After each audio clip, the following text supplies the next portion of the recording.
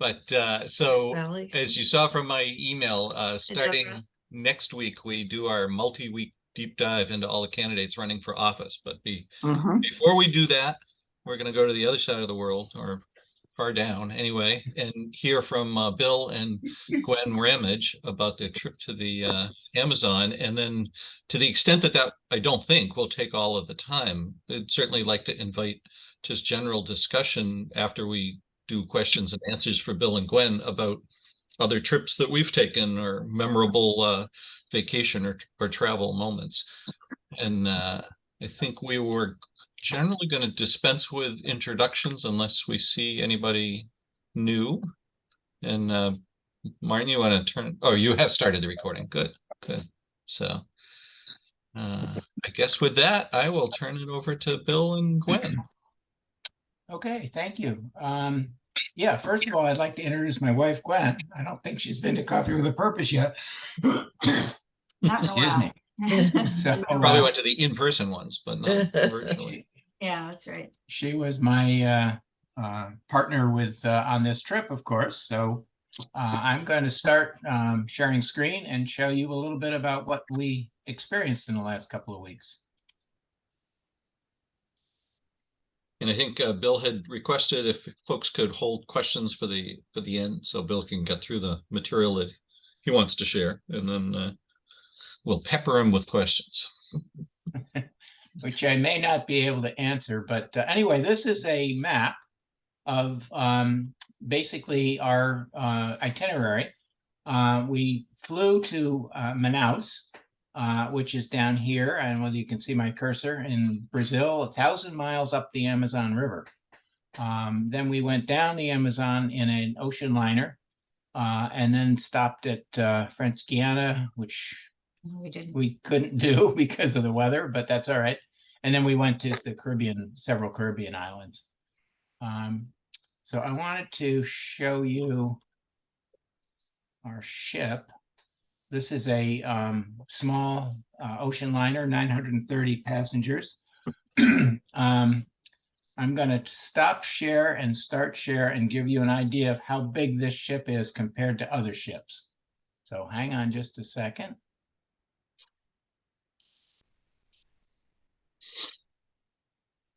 Share. Where do I share?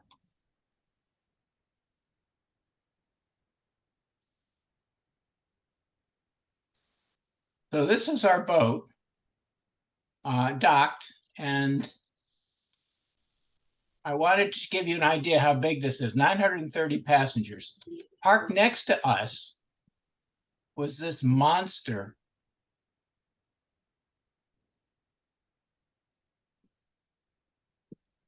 with a total passengers of 4,200. Wow, Crazy. that's amazing. So back to share screen, back to here. Now, I got to stop this. Hang on. Okay. Now you've got this screen in front of you, right? We're seeing the You ship. got the ship. Thank you. All right. So a little bit about the ship. The food was quite good. Wow. This is a waffle from Norway, a Norwegian waffle that's the little cones or cheese. They had some fresh fruit. Afternoon tea, got to have afternoon tea. And then just a few random, that's a nice dessert. That was chocolate. And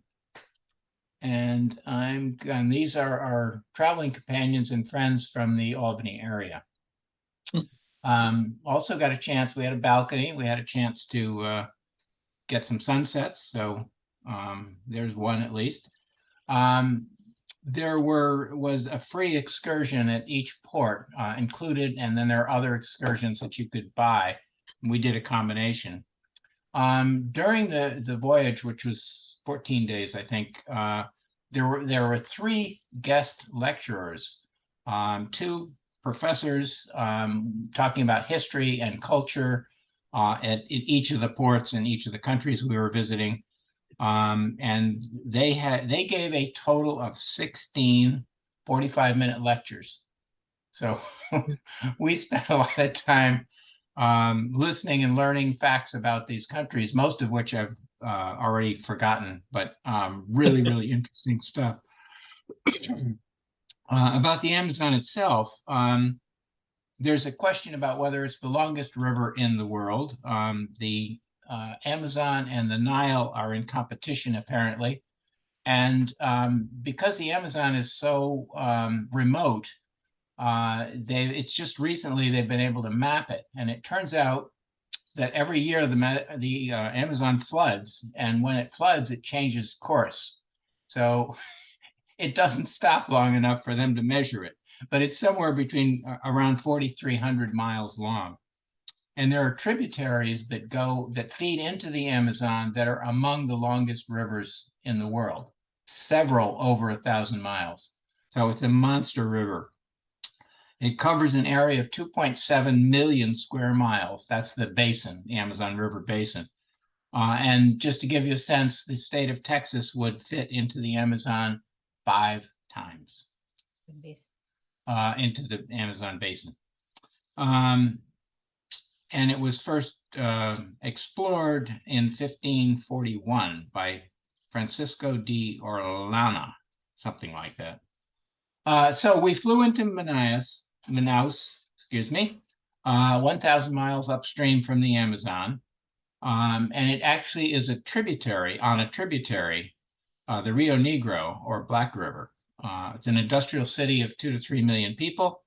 It became rich in the rubber trade, which peaked between 1879 and 1912. Our tours included the Manaus Opera House and a zoo.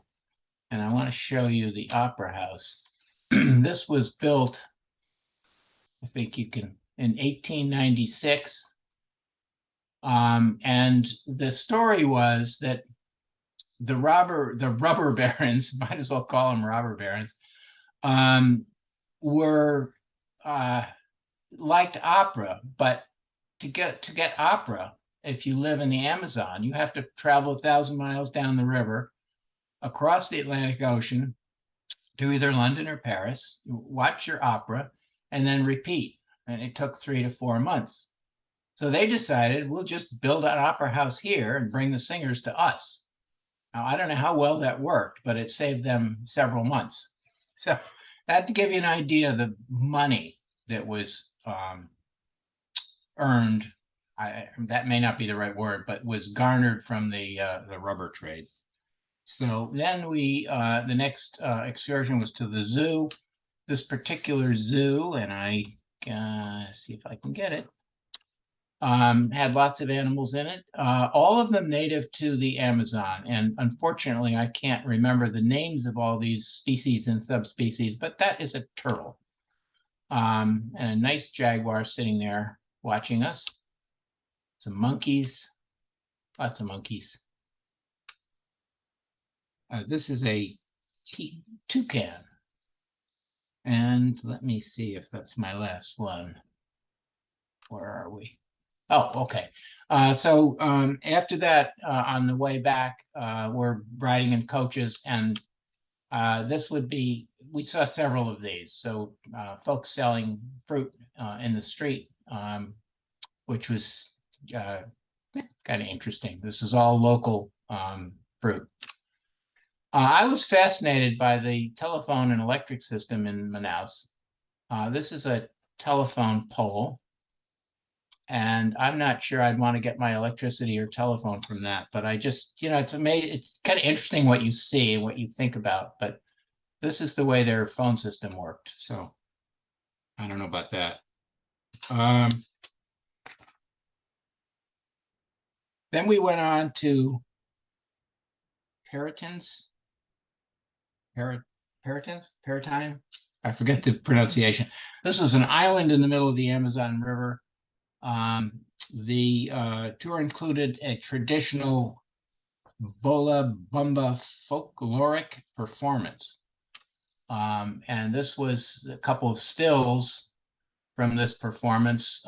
They got half the ship, so 350 people in this auditorium, and they did this fantastic, wild, crazy performance. And I'm going to try and show you a video of that if I can figure out how to do that.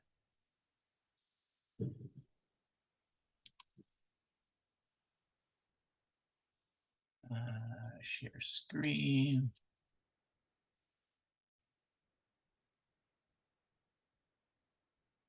No, it's this one, I think.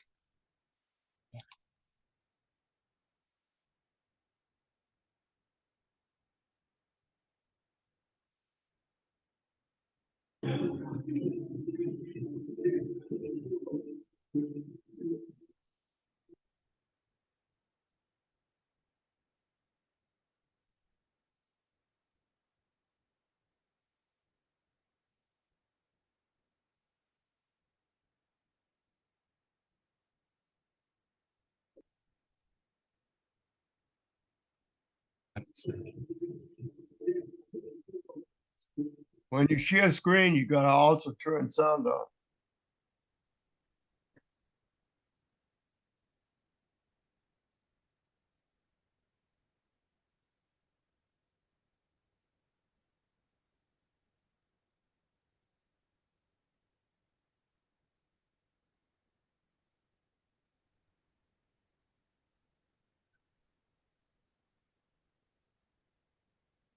Okay, I don't know whether you heard the audio, but it was pretty loud and very interesting, but we couldn't tell what they were saying because it was all in Portuguese. I think most of you probably know that the language of Brazil is Portuguese.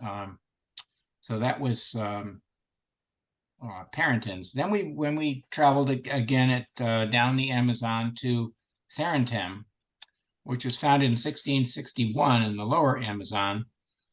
In Sarentem, most of the locals travel by the river. There's very few roads. They're not very good, but the river is their mode of transportation.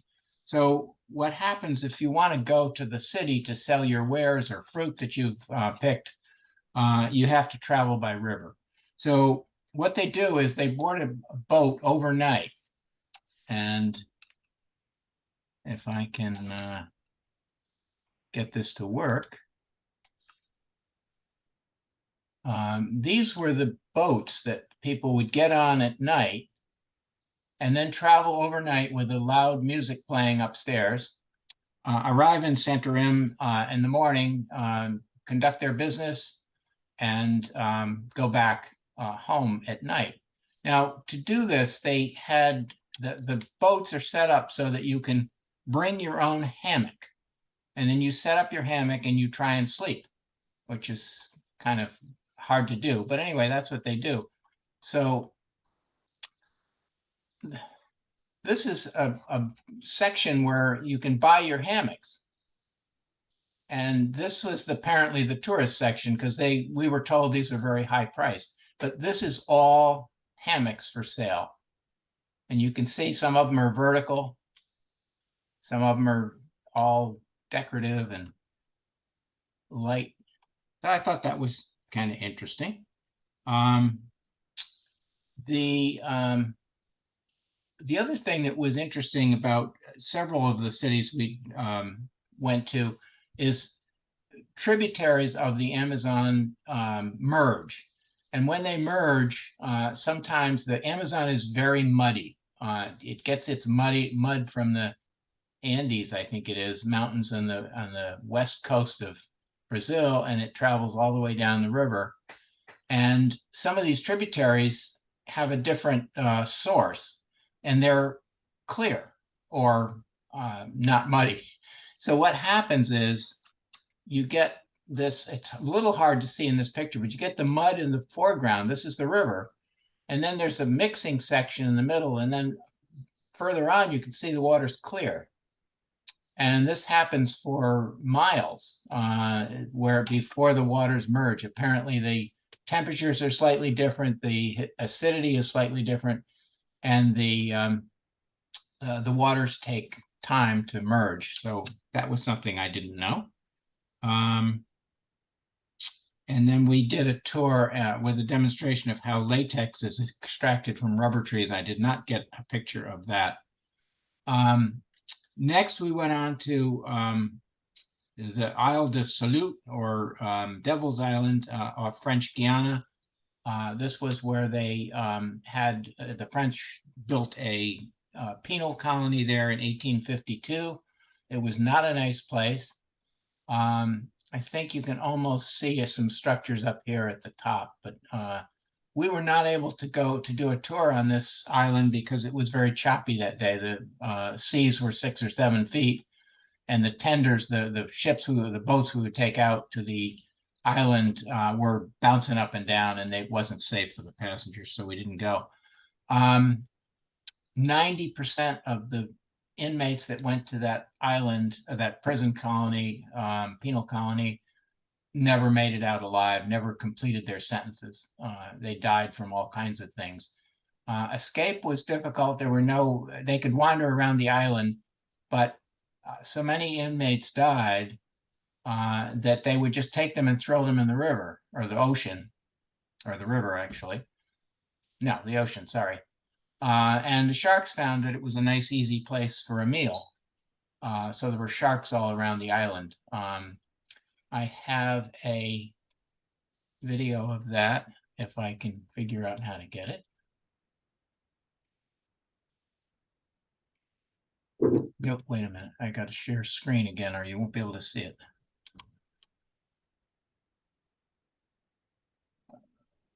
This one. Have you got a moving video now? Yep. Yep. Okay, thank you.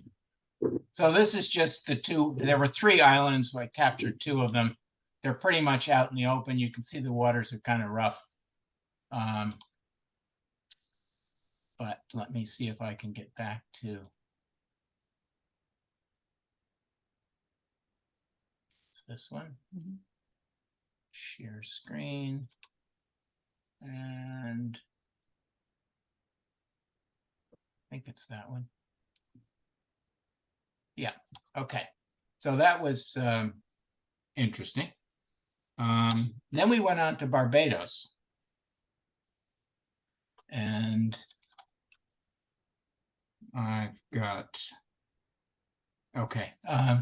Barbados is a very wealthy member of the Commonwealth. Very British. They have a cricket stadium and they have cricket matches there. They have their afternoon teas. It's the home country of Rihanna, who is a singer. I don't know her, but she's well known in Barbados, and she grew up there and has a home, or an apartment if you want, or I guess a condo. She owns the entire top floor of a very exclusive resort. So we toured past that. We also went to a Farley Hill National Park. Farley Hill National Park, if I can get this thing to go, was the home well, it's where the ruins of an impressive 19th century mansion were. All we saw were ruins, but there were nice pictures on the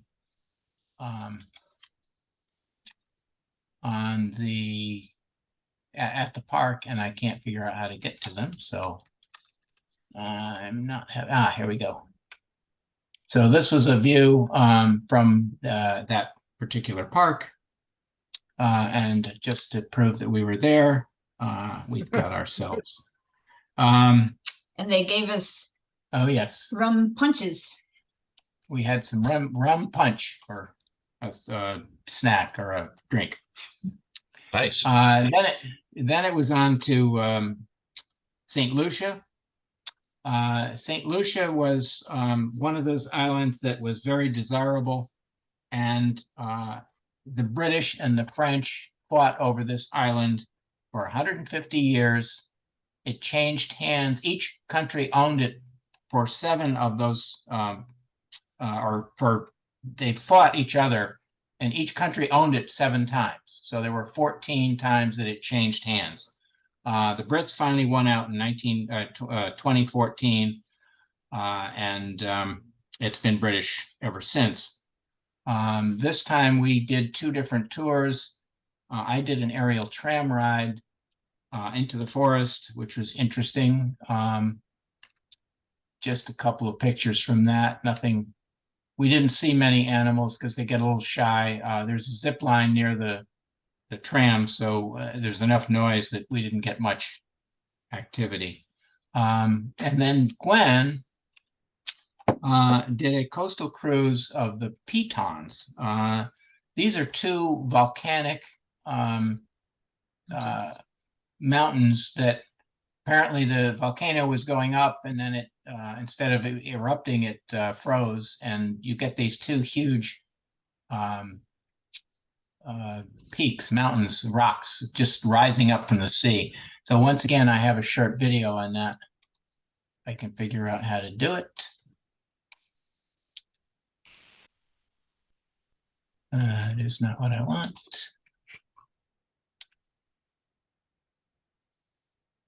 Uh-oh.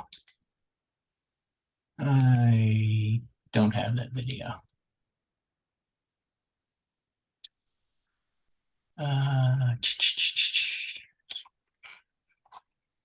There it is. This one? Yeah, I think so. No.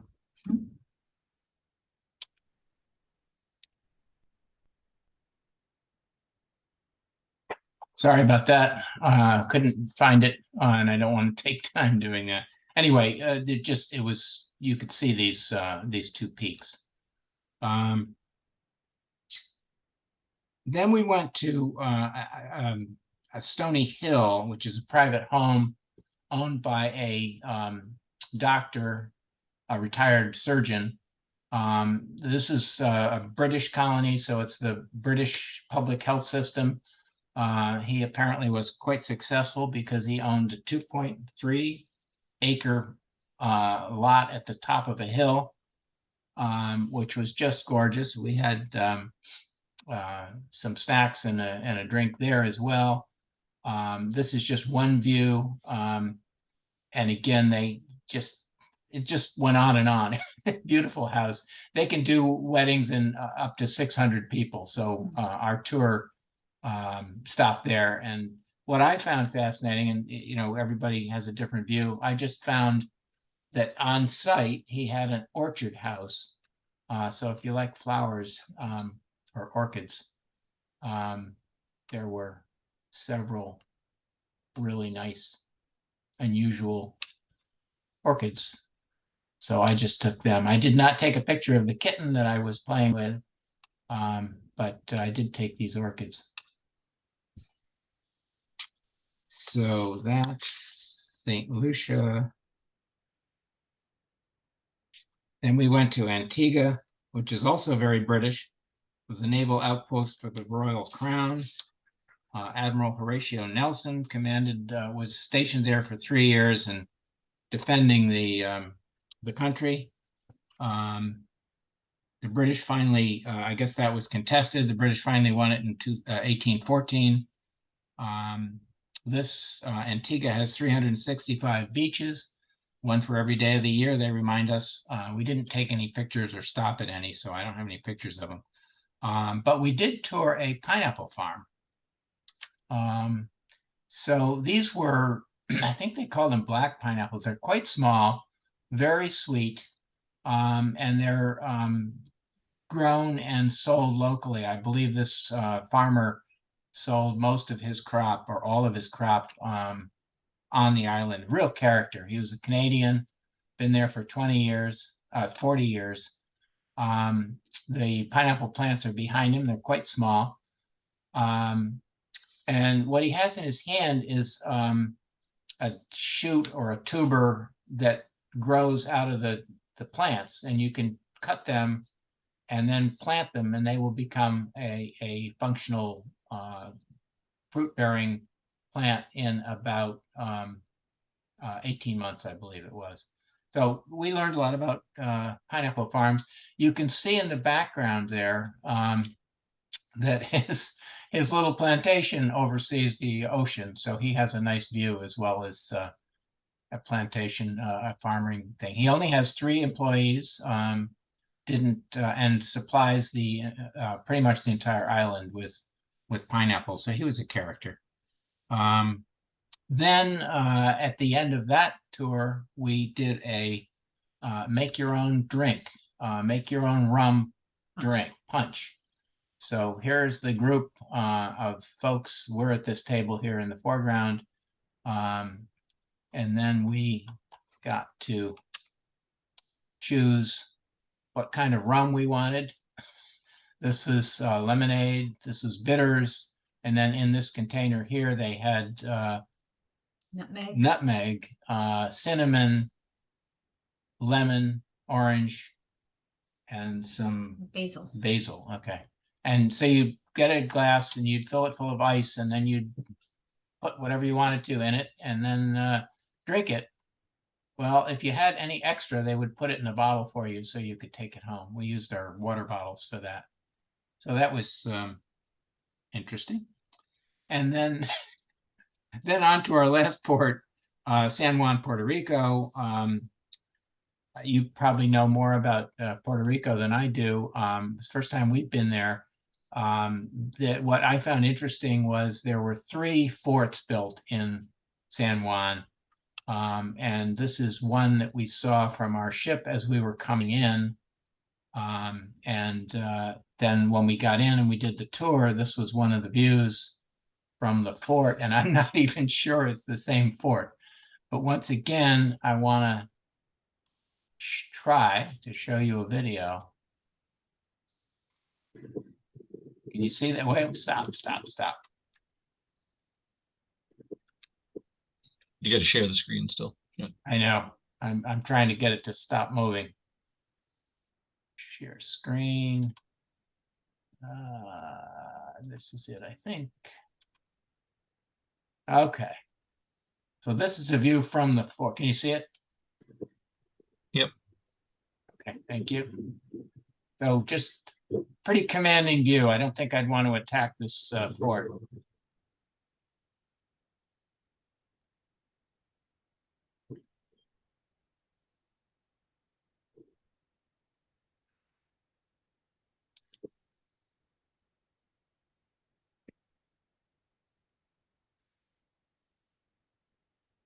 And actually, that's it. I'm going to stop share. Okay, we're on. We stopped share, right? Yep. Yep. Okay, so that's it. I hope I didn't take too long. Now I will try with Gwen's help to answer any questions. That's fascinating. I don't know if you can see your chat window, Bill, but Deb has some comments about how slavery created a lot of this economy, and was wondering if you had much interaction with any of the indigenous populations there.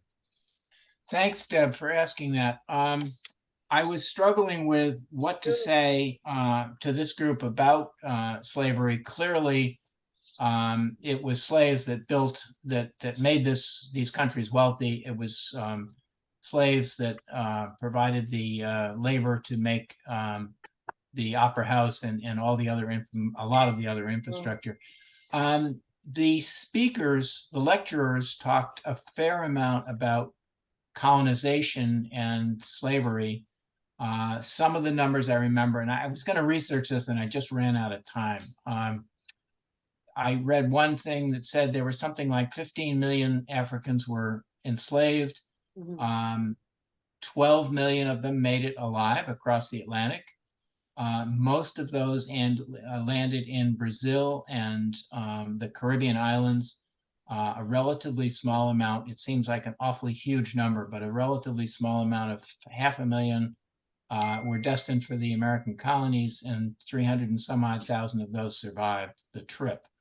The other thing they were saying was that the conditions were so horrific that many of the slaves died after a few years of work, so they had to keep replacing them.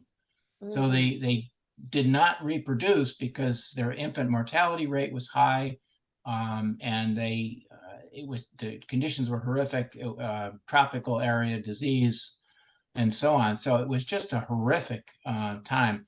That was pointed out by the lecturers on several occasions in different ways.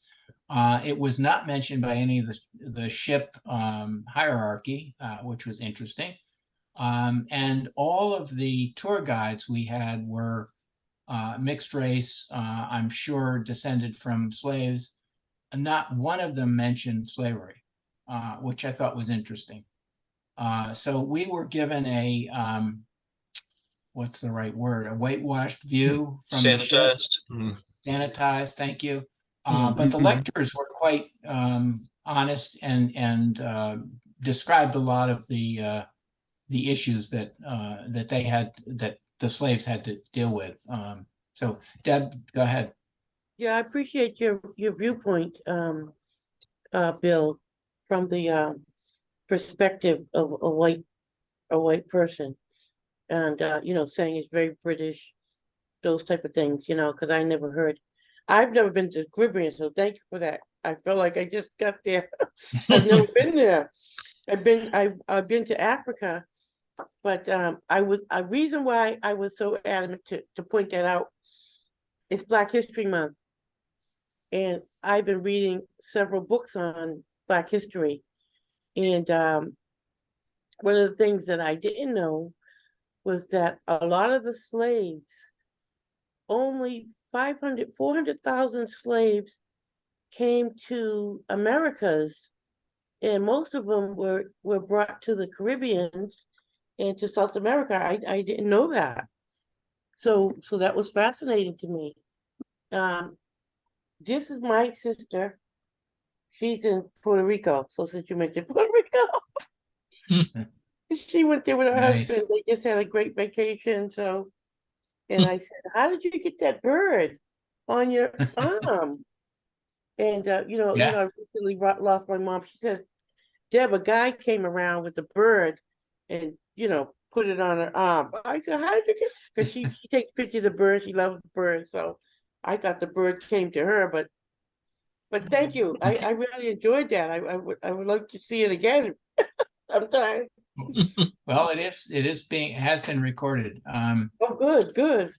Yeah. Thank you. Yeah, I really struggled with what to say about slavery because it's such a critical part. Apparently, the slaves would be imported to Brazil, and then they would work on, and I can't remember with the order, but there were different eras where the forest would be cut down and they plant. I don't think sugarcane was the first one, but I think rubber was the first one, but I'm not even sure of that. And then they would deplete the soil, and they would move the slaves to the next island, the next area that was developed. So kind of started in the south and worked its way up the Caribbean, which was interesting. So there's a lot of movement, and the birth rate was very low in the South America, and then in the United States it was much higher. I'm not quite sure why, whether it was the conditions were better or whether they understood that the slaves would produce more money for them if they had children. I mean, it was just awful. It's horrific. So there was a lecturer that lectured about all this when you guys got there? We had three lecturers. Two of them talked about history and culture, and one of them talked about plants and animals that we would expect or might see. Again, as we traveled, the lectures would change. The professors were both, the first two lecturers were both professors, and they did talk a fair amount about exploration and the colonists, the white folks who came in and settled. But there was some charts about the numbers of Europeans compared to the numbers of slaves over time. And the slaves just exploded. The slave trade was just horrific in that late 18th century. Did you meet any of was there a lot of Black people and indigenous people around on the islands? Again, there's a lot of mixing. So there's Spanish and French and Portuguese and Dutch and English, They all Europeans mixed up coming in. there, yeah. But they all mix. But in answer to your question, Deb, I saw very few white people Okay, on the okay. tour. Okay, The- that's what the yeah, surgeon 'cause I've was never been white.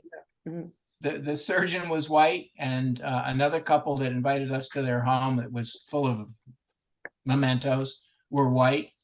The tour guides were all black, and everyone on the street was black. Okay, okay. I don't wanna make to- issue to of it, me. I've never been there, so I just Yeah, heard about it's- that, you know? Yeah. So. I think thank you. Tom's got his hand up too for a question. Yeah, I'm sorry, go or ahead, Tom. comment. Thank you. So this is just some, to go along with the previous discussion. A lot of American Indians, back in the Boston area, from King Philip's War, they were all captured and were sent to the Barbados.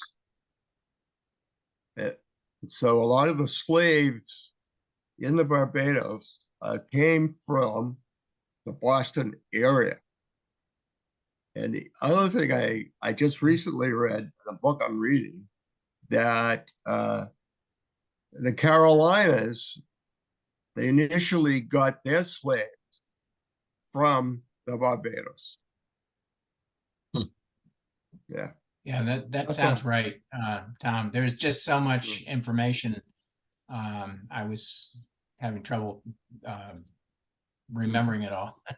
Bill, I had an architecture question for you. I don't know whether you can easily get back to any of the other slides, but the slide that you showed of the Opera House, there was that had the stairway in the foreground and the stonework wall on the left. It was just a very unusual way of doing stone. It looked like there was some material in between each stone that jutted out from, and I was just curious if you had noted that yourself or gotten a look at it in any detail. Well, we did learn that a lot of the stonework was done by Europeans. But that, Yeah, go ahead. that looked newer to me. It didn't look Mhm. like it had come from the 1800s. Yeah. I mean, I'm familiar with, mortar between stones that is kind of at the Right. surface of the stone, but it from the photograph, it looked like there was something that was sticking out kind of Yeah, proud of the stone. I've seen that before on other walls. You have? Oh, okay. Yeah. I'm trying to find it. Yeah. Well, it's fine. It's just a minor point, Yeah. So, Martin, I know you No, said you've been to the Amazon as well. How's this experience that Bill's relate to what you did? I was thinking about that. Very, very, very different. The first time we went, we were on a boat with 8 people, of which 4 were our family and 4 were the crew. That was the boat. And basically it was just exploring the Madre de Dios to Manu National Park. This is in Peru. So this is basically one of the headwaters of the Amazon. So very, just the opposite end that Bill was on. And the idea was to see, see the wildlife and we actually, there was an indigenous group there, the Machugengas, though I don't think I pronounced it correctly. Yeah, there's that stone. Yeah, anyway, there was nothing like that where we were. So, but where we were was kind of deep into the Manu National Park the first time, and basically accessible only by the small boat. And the Machugengas were kind of they were the indigenous people, and they had a tendency to the national park certainly was compatible with their lifestyle, but the concern was that they would kind of grow and reproduce and take more of the resources than was sustainable. So they were actually encouraged to sort of staff the resort. It wasn't the resort is kind of overkill. A bunch of little huts where where people like us from the little boats would come, kind of very very rustic huts. and the Machuganga would staff there, and they would show us some of their local crafts and so forth. So it was very small scale, and hopefully it will stay that way, because that's the way that the whole Amazon, the big issue now is whether that can be sustainable, how much is going to be preserved and how much is going to be taken over and destroyed. And hopefully national parks like that are going to increase rather than decrease in the future. Yeah. So that was just did one of you our wanna- trips. The other trip was actually, it was a little bit different. We did 2 trips to the Amazon basin. The other was near Iquitos. Iquitos is actually the city up from Manaus. So Manaus, I'm still not sure I'm saying it correctly, is the largest city on the Amazon, and then Iquitos is in Peru, and that's about 1,000 miles further up. And it's famous because it's the largest city in the world, supposedly, that has no road access. It only is accessible by water, by a 2,200-mile cruise, or by airplane, which is kind of more common these days. And then we went off from there into a sanctuary where a tour company had some lodging, and saw things, and basically from canoes. So that was the boat. That was the size of the boat that we used on that trip. But so we were in the very the kind of the headwaters of the Amazon. Doug, did you want to? I'm sorry, I'm looking at this thing that Cindy Bates sent. It's an animation of the Atlantic slave trade in 2 minutes. I'm wondering if I can try sharing my screen. If I can, hang on just a second. Let's see if. It's turning into a Black History Month program. There we go. Are people seeing this? It's got the Yes. numbers at the top. Yes. You can see all these Yes. little dots going from Africa and their places over to South America, and then this graph on the bottom. And I think I can fast Yep. forward as the volume starts picking up. Look at this. This is astounding. Yeah. Thank you, Cindy, for finding this. The link to this is in the chat if anybody wants to. Ooh. Wow. I'll stop. Well, one of the things we learned was that England banned slavery in 1843, I believe. Deb, correct me if I'm wrong. And some of the British colonies didn't get the message. So people were enslaved there for decades after that, after slavery was prohibited.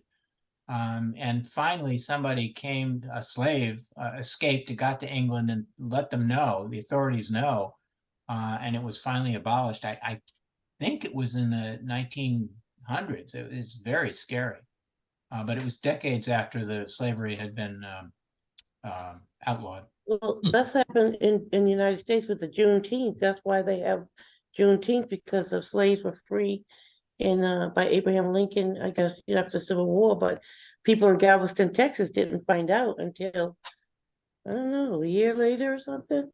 Yeah, but this was decades. I mean, really scary stuff. Yeah, Carrie? yeah, that's scary. Carrie, yeah. Yeah, if you have a second, I was going to share my experience on the Amazon River. That was more similar to Martin's than Bill's, but quite eventful, if I have a minute or two.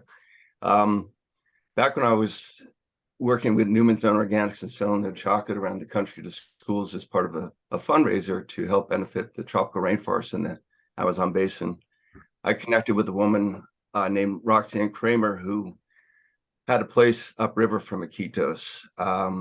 She was doing something with pink river dolphin. It was like flipper with pink. I saw it with my own eyes. She invited my then girlfriend, Judith, who was from Lima, Peru originally, to come and visit there. So 3 days after closing on this house that I'm living in now, Monday morning, we flew to Lima. The following morning, we flew into Iquitos. And Martin had mentioned that there's only accessible by boat by plane. So it's about, I think, a city of about 200,000 people, really bustling place with a huge marketplace. The next day we hopped in one of those little boats with a little outboard motor and the little stick that the guy's holding, and headed what was supposed to be a 6-hour ride upriver from Iquitos, a place that she had. It was just marvelous to look at all the stuff along the way. Well, we got about 2/3 of the way up there, and the engine conked out. there was I think about 6 or 8 of us. I can't remember exactly. Anyway, what happened was Roxanne said that there's a collectivo that will come up, later on that night, very much like the ferry that Bill showed in the image there. She said it'll come through here about 10 o'clock at night. So we kind of just made our way over to the shore and kind of hung out there a little bit and chatted. Probably around 9:45, we kind of went back into the river and kind of moored ourselves to a tree of some sort in there. And then sure enough, we heard this chugga, chugga, chugga, chugga. So, we grabbed our flashlights and started waving them, to come over there. And the ferry slows down, kind of comes over towards us a little bit. It gets about 20 feet away, and then it took off. I'm like, I think what happened is there have been some piracy on the river where people did something like that, and they jumped in and stole everything from the people who were going the river. So what the hell do we do now? So we basically just cast free and started floating back down the Amazon towards Iquitos, with the current. How long is this going to take? And somewhere around 2 o'clock in the morning, I don't know what time it was, I was lying up on the bow of the boat to look out for objects in the river to, the waves were floating down there. We heard the ferry coming back the other way, got our flashlights again. This time it stopped, towed a line to us, towed us back to Iquitos. The following morning, we started the same trip all over again with a boat that got us there. So it was quite the introduction to Peru, but Wow. It was a month-long trip there. There was just everything you could want to do was amazing, but the Amazon was just super. So while we were up there, just one last point, we saw a fellow named Ivan Crockett, who said he was a 6th-generation descendant of Davy Crockett. I was with him one night along the Amazon and saw him catch a viper, about a 6-foot-long white viper snake, which is a venomous snake. I'm like, this guy's got more stones than I have. So it was quite the trip. But anyway, not to steal your thunder, it was really a great, amazing trip, and you got to see a lot more of the Caribbean than I certainly did. But great job. Thank you. Wow. It's astounding. You were much younger then, right, Gary? Is that or I was 45. 45? Well, okay. I was going to say we could yeah. construct a graph as to how crazy or adventurous the trips are based on, and then correlated with our age. So kudos for you at doing that in your 40s. Wow. Well, maybe it wasn't quite intentional for it to be that adventurous. That dramatic, yeah. So Wow. So Sally, you got your hand up. Yeah, I was curious about the Bill and Gwen, on the large Viking ship that you were on. It was maneuvering wonderfully then on the Amazon River. In other words, it's deep enough and there's plenty for huge liners like that to go up and down the Amazon. Yeah, the Amazon is amazingly huge. 20% of the fresh water that enters any ocean in the world comes from the Amazon. Wow. 20% of the Wow. fresh water that goes into the ocean, and it affects the salinity of the Atlantic Ocean for 200 miles. It's just a massive amount of water. Wow. Just unfathomable. Yes, it's 45 feet deep. It's a mile wide. I mean, it's crazy. It's just huge. And it varies. It could be 5 miles wide in spots. And it floods. So they have a rainy season and a dry season. So the water can go up and down. What was it, 20 feet? Some of the cities had the water level would go up and down just from the rain in the basin. The catchment area, the area that drains into the Amazon is huge. basically starts 100 miles from the Pacific Ocean and goes all the way 3,000 miles to the Atlantic. It's crazy. The way the mountains came up when the Earth was young. Wow. And how many days were you on the Amazon floating, sailing? It was just three or four. We stopped at we started at Manaus and then had two other stops. Each one would be a day to get from one to the other. They'd go 200 or 300 miles a day of course, we were going with the current, which I was told was about 4 miles an hour. So that helped, but so it was 2 or 3 days, maybe 3 or 4 days, and then we got into the ocean, the Atlantic. So, Bill, you said this is the second cruise you've taken with Viking, right? This is one of these educationally themed cruise lines, is that right? This is our fourth Viking trip. Oh, fourth. We did the Danube. We did China actually first. Then we did the Danube, which is a great cruise up the Danube or down the Danube River. The third one was Norway. We did last year, which was a really nice cruise. Norway's a gorgeous country. But before I go on, Tom, you had a question. No, it's just some information about the Amazon. I don't know if anybody has ever watched River Monsters. Heard of the show, but all right. Well, this fella goes off to crazy places in the world to catch some monster fish. And one of the episodes I watched was he was looking for this monster fish that was in the Amazon that had killed the local natives. And what he does is he stays with the native. And then he goes out fishing, trying to catch it. But he also shows lots of shots of the piranhas in the Amazon. So you really don't want to go swimming in the Amazon. And it gives a different perspective that you might see from like a cruise ship or something. This is how the natives live in the Amazon. So just want to one of the interesting factoids we learned was that piranhas aren't all that dangerous. What they did in the movie or wherever we got this impression that piranhas will rip you apart was they kept a group of piranha fish and they basically starved them, and then they threw a cow in there and they went after and attacked them. But one of the excursions was to go fishing for piranha. So apparently they aren't that dangerous.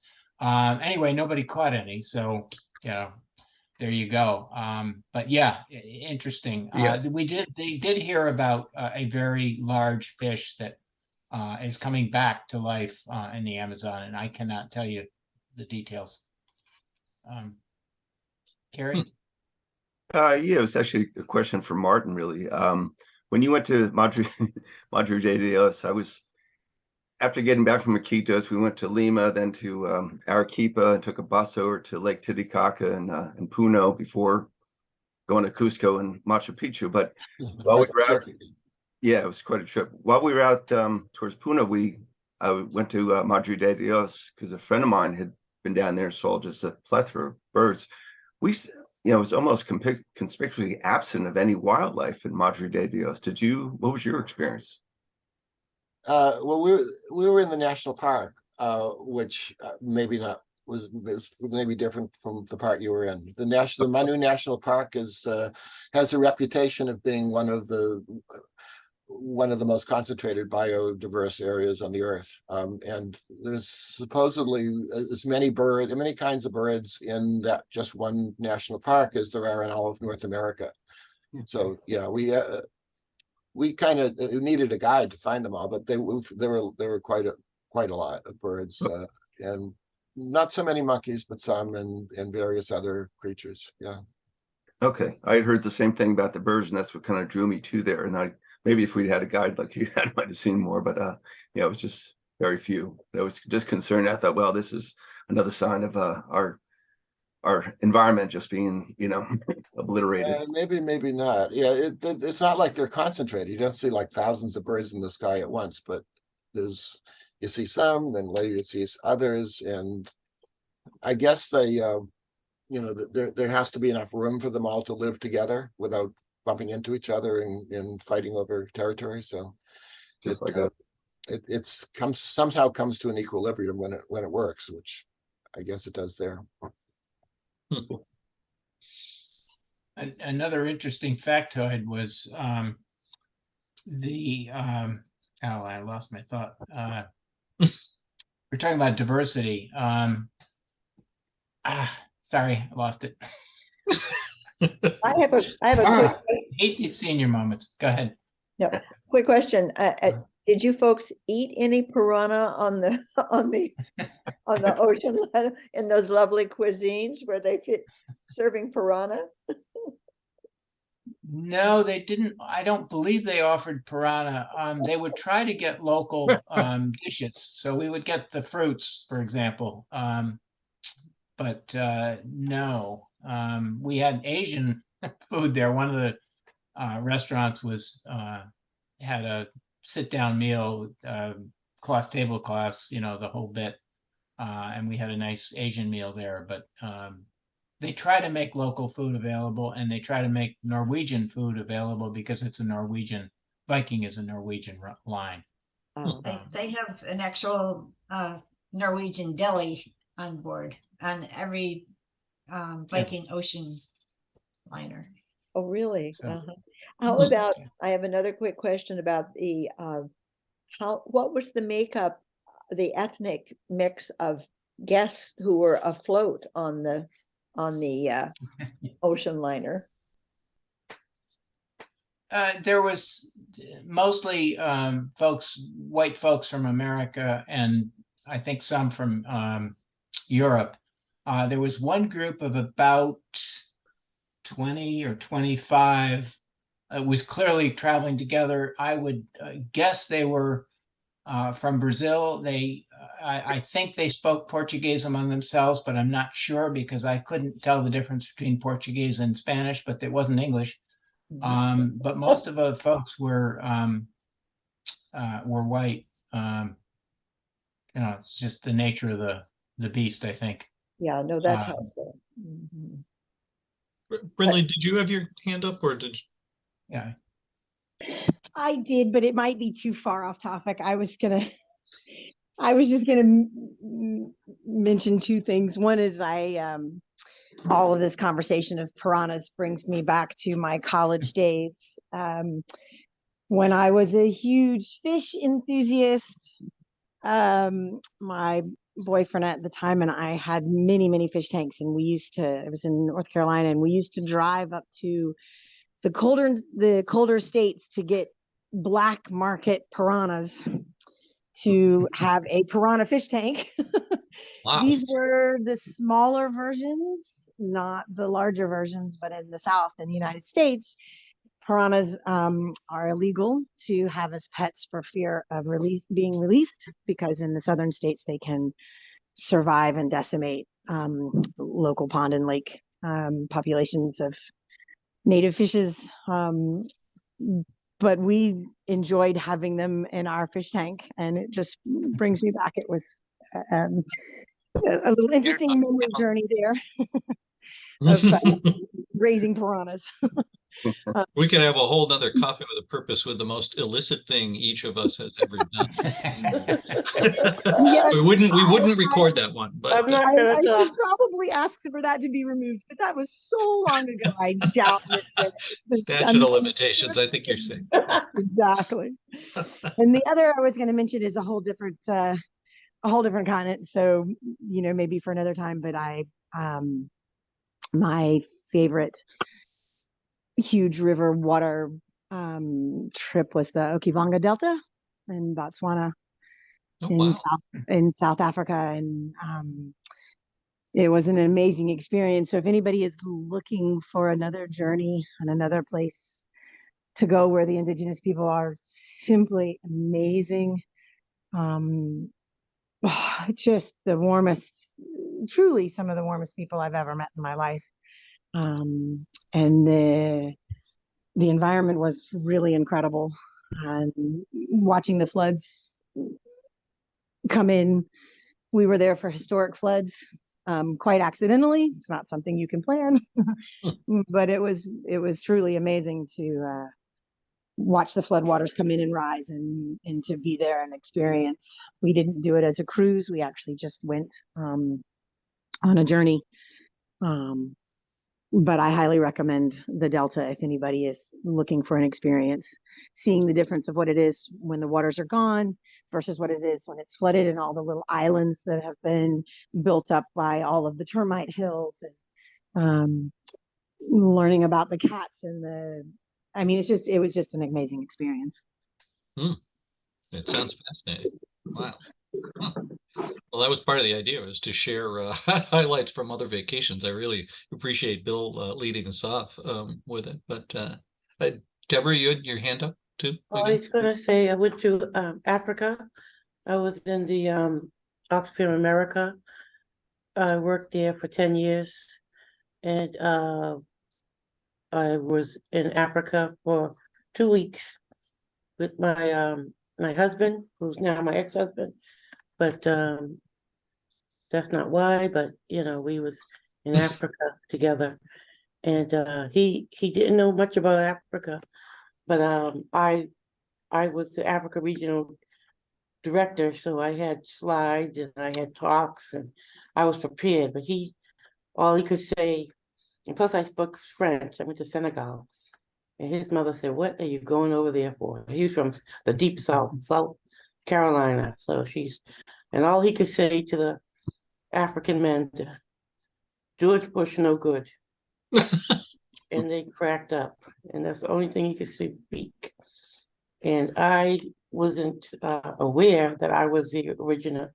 I knew that I was the African administrator, but I got stopped once we got off the plane because I didn't have the letter saying who I was, so we had to call the Oxfam. I stayed in the Oxfam office when I was there. Mark, his wife, he was white, but his wife was Indian. So when we got there, we were able to be, just be around more of I brought back some African art and just be with the people, on that level. So I went to Goree Island, where I got to look out I'm sorry, I can't put my video on, but I got to look out the door of no return in the Goree Island. There's a little door where they kept the slaves, and then it was like the cave where there was no return from what you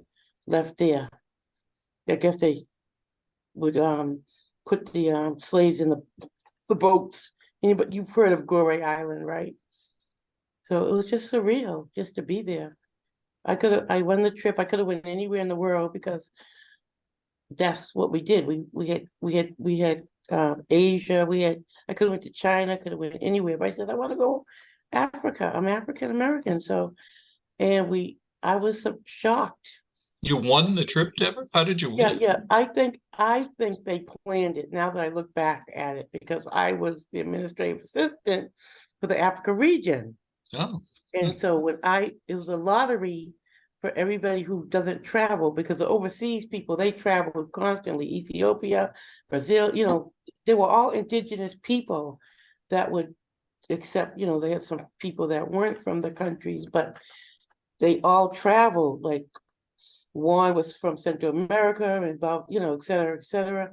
So when I won the trip, I ended up working because I went to the island. I went to meet one of the project managers with Mark. We met with him. We talked about the project. So I did a little work while I was there. So it was just convenient, But I wanted to stop in Paris because I was in Paris when I was senior year. You got to get the book. Martin got the book.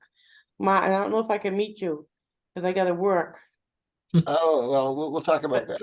Okay. But anyway, I took Deb up on her offer last week to join Native for Black Lives Matter. So now I get a free book. I'm all excited. All right, that sounds good. Yeah, so he gets the free book. And that talks about my experience in Paris. But one of the other things we went to, when we went to, I don't know if it was in Senegal, I think it was in Senegal, but they have this pool of alligators. And they told us the alligators would come on land, and they said we could shake hands with the alligator. I said, shake hands?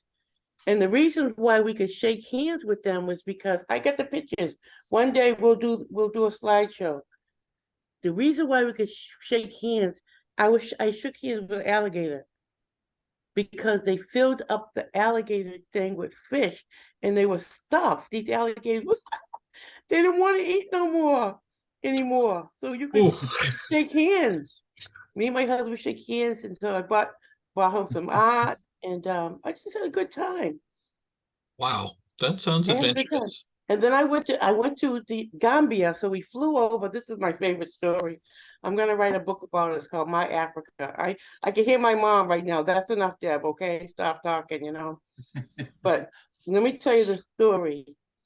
We took a little jet plane over the Gambia River. So we was in Dakar, and we got on a shuttle, and we went to it was just a little plane. We flew over the Gambia, and if I weighed what I weigh now, that plane would have sunk. But we got there, and we got to the Gambia, and the stark difference because everybody speaks English in the Gambia. So we go to French, you can speak French in Dakar, but when you go to Gambia, everybody's just English speaking. So that was great. And a lot of people they just run. They like to run. They like to run. That's why when they come here, they win all the marathons. Okay. And wait, one more story, Doug, and then cut me off. Don't let me tell them. We went to a little village. I was shocked. I didn't know they had little villages in Africa, and you see people running, shuffling around. Bill, your wife likes this. You like this? You like this? Like what? Shuffling around the little village, right? Oh, and yeah. they were just doing their work and stuff, and have a thing. And so me and my husband, name was Anthony, we wanted to meet the chief. So the chief came out of his hut or tent or whatever that was, and me and him, we crossed our legs, and the chief was in front of us, and he just, I don't know, he blessed us or something, because we couldn't speak the language. So we just had this interaction with the chief of the village. It's a great story. That sounds great story. Okay, So, I've show the pictures. That's it. I've heard from almost all continents. Has anyone on the group been to Antarctica or know anyone that's been to Antarctica? They did this. Hey, it was cold enough last week. I don't want to. Oh, Carol's got her hand up. Carol, come off mute. What's that? You're on mute, Carol. Come off mute. There you go. Yes, so I've been to Antarctica. You have? I have.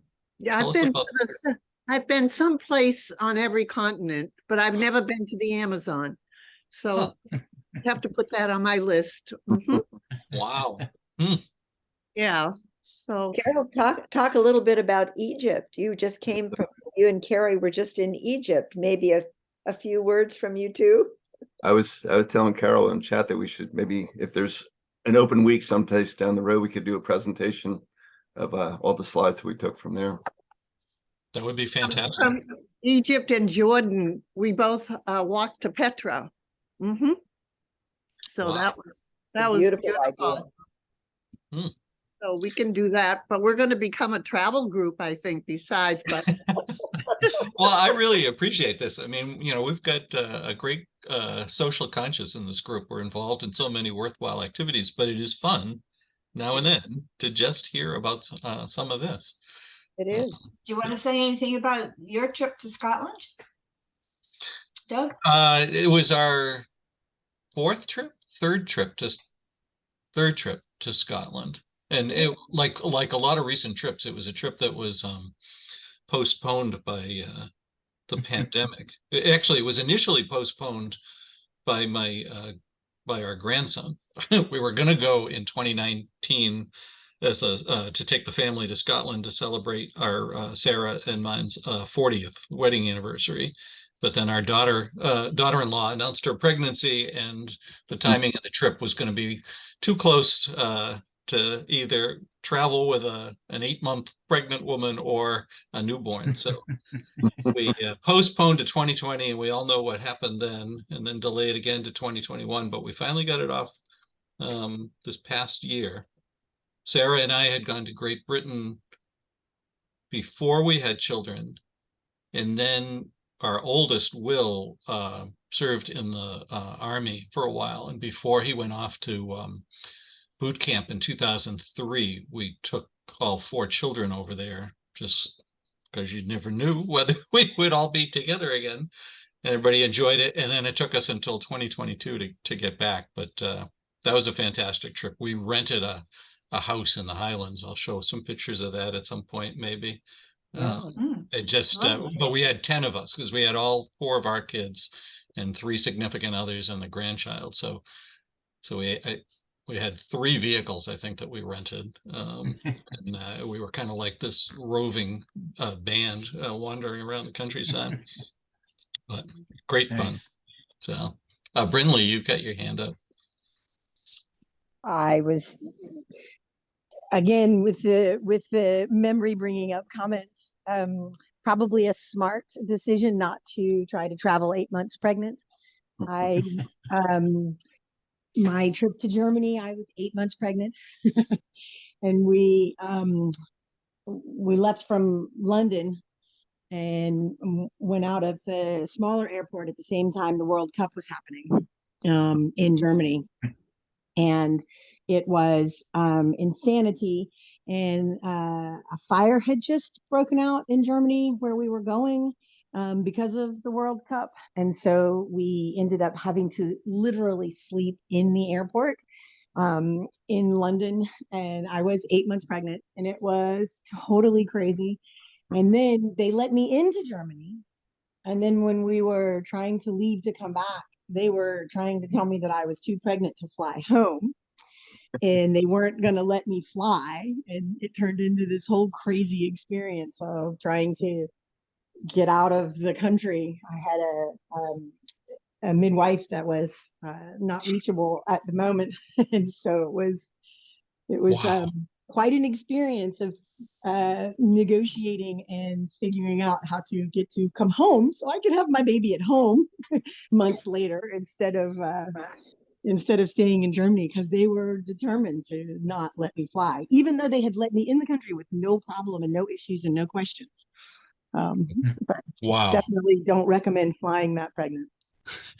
I'll show one picture. This turned out then, as you can imagine, to be our grandson's first flight ever.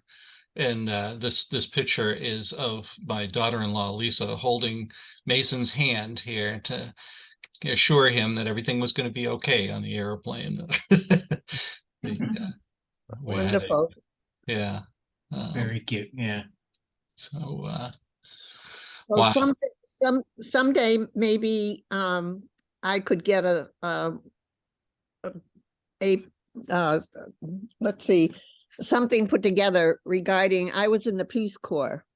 Yes, with my husband and 2 kids. So that was way back in 1970, and they only allowed families for 2 years. It wasn't because of us. We did a good job, but I think they bought off more than they could chew having families, because of course the kids had to go to school and yeah, and so they didn't know how to handle families, and the staff they had their own families, but they were staff and they didn't know what to do with us because we were as well educated as they were.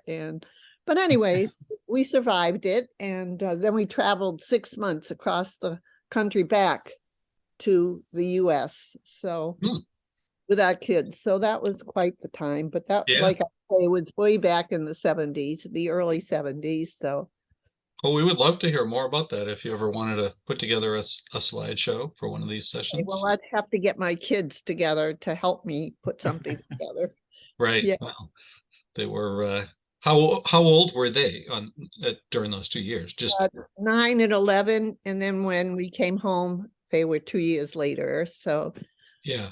yeah, but it all worked, and we were very excited by it. And we rented out our house. Thank goodness we didn't sell it. And because when we came back, the housing market had gone way up. So and this house is a very special house on Lake Achituit, so I'm really glad that we kept it. Yeah, that's great. Well, Yeah, a thank lot you. of us have had all these wonderful experiences to share. I think it's great. I love hearing stories. I've never been to the Amazon. Today was, woo, Yeah. wow, pretty exciting. Oh, here's a report from Cindy in the text about being in Lake Placid minus 40 degrees. Cindy, you want to tell us a little more about that? I just take it you went out for a walk, right? Yeah. Well, we didn't go out when it was that cold, but we did go outside and do selfies in front of the thermometer showing minus 40. Was it both Fahrenheit and centigrade? And then I was typing my Oh, niece. that's right. They converge at that temperature, don't they? Yeah. So the night before it was like 37 point this, you could barely tell the difference at 37, minus 37. Yeah. And so everybody learned that minus 40 equals minus 40. We were staying at the 80K Lodge in Lake Placid. And so my niece would go and fill up mugs of hot water from the in the breakfast area and then go outside and throw them into the air. And then we would take videos. It was pretty fun. Yeah. We have the videos. It makes a big steam when the first makes a big cloud of steam. And then the rest of the water kind of makes pellets and then rains down like fireworks, like just a sheet, kind of like just because she's throwing it, it's anyway, it was really fun to do. We used up a lot of our water from the thing. My daughter did that. My daughter did that a couple of days ago. The same thing at minus 15. It actually works at minus 15. They took hot water and threw it in the air. So it's really very cool. Yeah, the day before we were married, it was minus 28, something like that, in Glens Falls in January. And the same thing, I put, the old fashioned water ice cube trays. I brought one outside and it started to freeze before I put it down. It's just crazy. Yeah, I was interested. You could hear the water cracking, snapping as it froze. Yeah. It was an interesting lesson in thermal mass, though. As cold as it was here, did folks see that Doug Pond was somewhat frozen, but the whole center of it was still completely clear. It doesn't freeze instantly. For yeah, a exactly. water, Right. It takes time. You feel cold instantly, but and then the next day it was up to 45 and 50. So yeah, right, crazy, right. Wow. Well, Carrie, did you something Oh, else? I was just gonna add, I was back in my crazy college days. I was in Canada skiing at Mont Tremblant one day in January, and the air temperature I think was 52 below. At the top of the mountain where the wind chill was 96 below zero. But we skied all day. Wow. Well, that's pretty close to that record that they just set on Mount Yeah, 118, I think, or something like that. It was, it was not pleasant, but the snow was actually surprisingly good. Wow. Wow. Well, these have all been great stories. And as I mentioned, next week we'll start focusing on candidates. And Brinley, I've got a favor to ask of you. So next week is going to be school committee candidates. We've got Lee Hallesley, and I'm hoping to pair Kate Flathers with her, but she seems to be a little bit slow, I guess, on responding to emails. If you've got a relationship with her, if you could reach out. I have reached out to her. She happens to be traveling in California right now for work. Oh.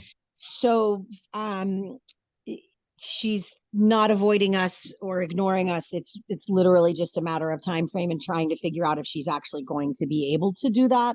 Okay. At that time of day on Monday. So it's not a no, it's just a work thing right now of figuring it out. Okay. Well, we'll get her if it might not be an option that Yeah. that particular date might not actually be an option for her. That's fine. We will get her if we can. Here's the calendar that I've shared. So then the following, which is President's Day weekend, we've got 4 of the 6 candidates running for library trustee. One of them, the remaining 2, Jerry, I know cannot make it. I'm still hoping to connect with Anna, who's the other one. And then we've got 3 of the select board candidates, Kristen Pope, who we saw on Coffee with a Purpose here, I think last week, and Kat Monahan and Rich Sidney. Then the other 2 school committee candidates, Matt and Donna, and Roger Scott, who Martin knows, Precinct 10, will be coming to us the day before. He told me, he said, I'm happy to come to Coffee with a Purpose, but just understand I'm not a coffee drinker, I'm a tea drinker. So well, given that it's Zoom, you can drink whatever you want. Yeah, well, I think that drink. that may be sort of metaphoric to some other things he might have to say, but we'll see. Yeah, I actually, I'm glad you mentioned that. I know we are a respectful and polite group anyway, but Roger may have some views or ideas that we don't necessarily all agree with, but I'm sure we'll be very interested in hearing what he's got to say. So I'm looking forward, and particularly to meeting him. So yeah, so that's the calendar for a bit. And we'll start thinking about Springtown meeting in April.